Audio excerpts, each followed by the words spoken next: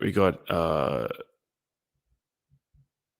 Pony Panda said, "Women sense my power and they seek the life essence. I do not avoid women, but I do deny them my essence." Yeah, based. I mean, save your essence for a woman to breed with.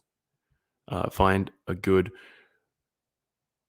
tall, uh, eugenic quality. You want a smart woman. At least, women aren't usually as capable of being as far from the average intelligence as men. And on average, I think women, the average female IQ, I think is a few points lower, maybe 3, 4 points lower than men, but also they have less deviation from the average.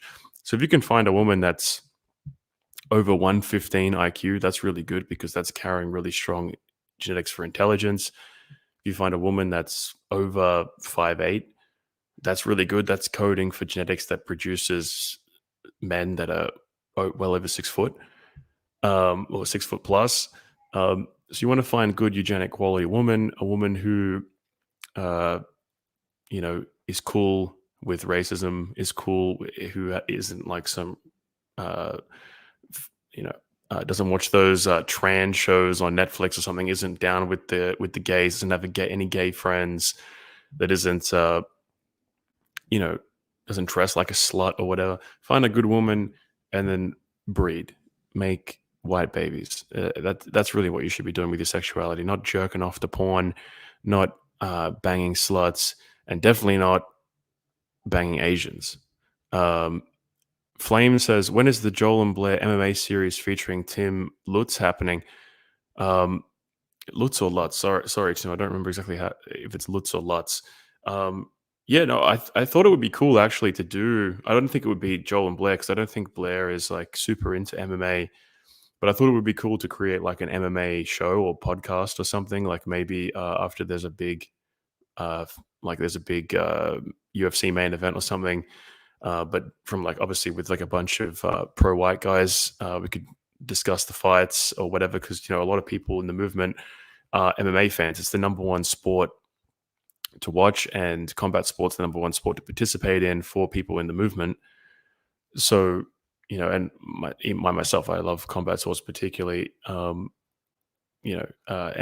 I think is as a spectator sport. I like betting on the fights and so on, analyzing them, trying to pick who's going to win and so on. And obviously, there's a key racial element because a lot of the time you'll get fights between whites and non-whites, and that makes it more fun. And as well, like in America, MMA is very like right-wing coded as a sport. The fan base is more right-wing. The athletes, there's more diversity of political opinions with the athletes. There isn't this kind of uniform leftism like you get in a lot of team sports. It's not as, they don't shove the anti-white agenda down your throat all the time as much, although they do shill black fighters and it is run by Jews, and there's still like pernicious elements, but it's a little bit more balanced than the other sports in the coverage, in the overall kind of media coverage, and generally in the culture as well. The MMA culture, like whenever I watch an MMA live stream, because I don't ever pay for pay-per-views. Fuck giving the Jews who run the UFC any money. Whenever I stream it on my like laptop or whatever from one of those sites where you can watch the cards for free, if you look in the comment section, it's always full of like racism and people throwing Romans and posting all kinds of racist stuff and pro Hitler stuff even, and it's quite funny. Or people having arguments in the comment section, like non like basically like race war in the live chat. It's quite funny. And I do enjoy that kind of aspect to MMA culture, as well as combat sport. Obviously, there's the active club culture, in the movement, and a lot of people are into martial arts, and obviously, martial arts have a very masculine component to them. So it's just a positive thing, I think, in the culture. There's not a lot of things left in the culture that young white men have, which are kind of dignified and honorable. And combat sports culture is one of the few things that is still available to us that is still kind of compatible with being a far right individual. Aristotle 1 said, well done guys, keep up the good work. Thanks. And then Neville said, what do you look for in a good superannuation fund? I'm not the man to ask about superannuation funds. I don't think anyone wants to hear my takes on that either. So yeah, but yeah, that's all the super chats. Thanks for watching this week. I hope you enjoyed the show. I hope everything went good on Rumble. Go to my Rumble, uh, which is, I think it's literally just rumble.com/Joel Davis. Let me see this right now before I get off here. I want to send people to my, yeah, rumble.com/Joel Davis. Go to my Rumble, follow me on Rumble, or juice my new Rumble account. I want to get the follows up. I want to build up the Rumble, and all these streams and all my other streams that I do, whether they're on my other channel or on this channel, will all be on my Rumble as well. So jump on there, um, get Rumble maxing, because there's more free speech on Rumble. On Rumble, you can say the N word and stuff and get away with it. So it's better. It's better for free speech. Like Nick Fuentes is able to stream on Rumble, even though he's banned from every other website. He's not even allowed on Twitter. Um, and that shows that Rumble is pretty lax on the censorship compared to YouTube. Um, Now, obviously, I want to stay on YouTube, but uh, yeah, it's always good to have a fail safe and a backup. I said this actually in the group chat here. Joel, have you seen MMA Guru on YouTube? He's not very low. He's not very low key racist and anti fag English guy who makes great and detailed MMA content.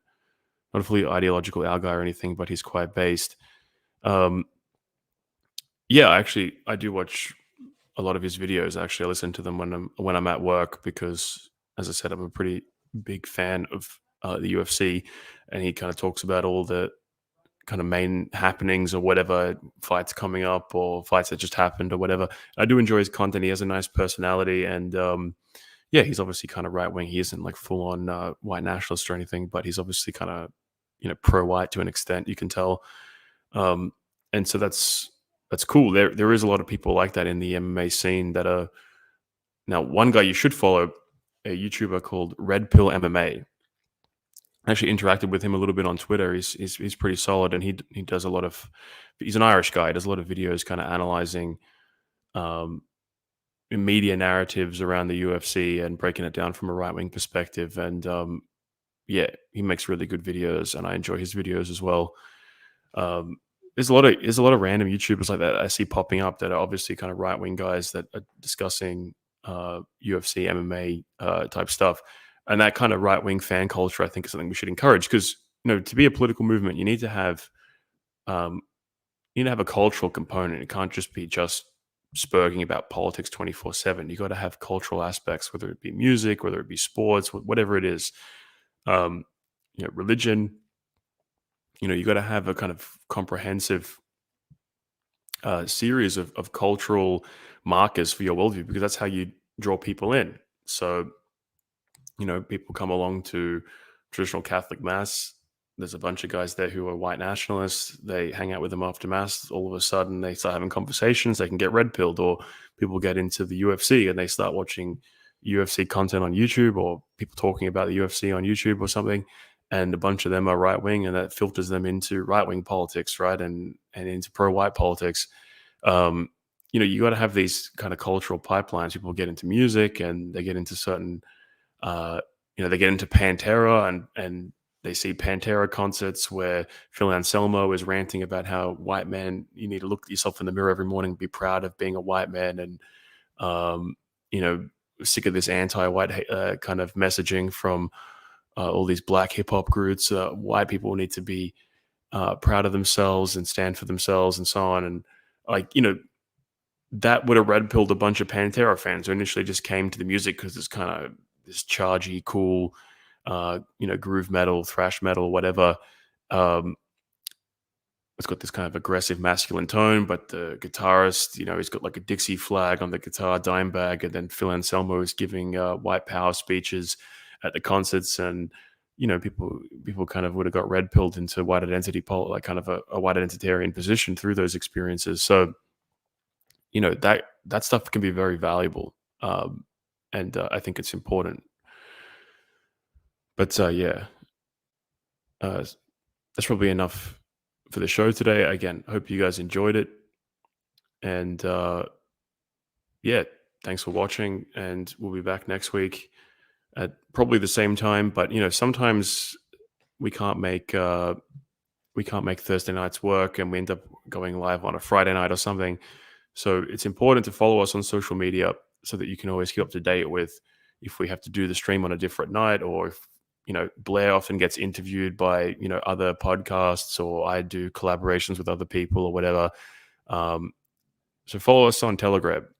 Uh, Link is in the description, I think, on YouTube to Blair's Telegram. I think Blair's Telegram handle is Real Blair Control. T.me/Real Blair Control to find Blair on Telegram.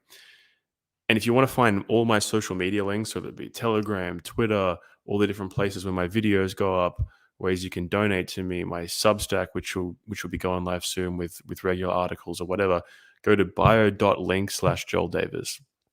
And you can find all my different links, bio.link/Joel Davis. I'm telling Blair to make a bio.link as well, but he hasn't gotten around to it yet. But yeah, it's a good one-stop shop for all my links. But follow me on Telegram, follow me on Twitter.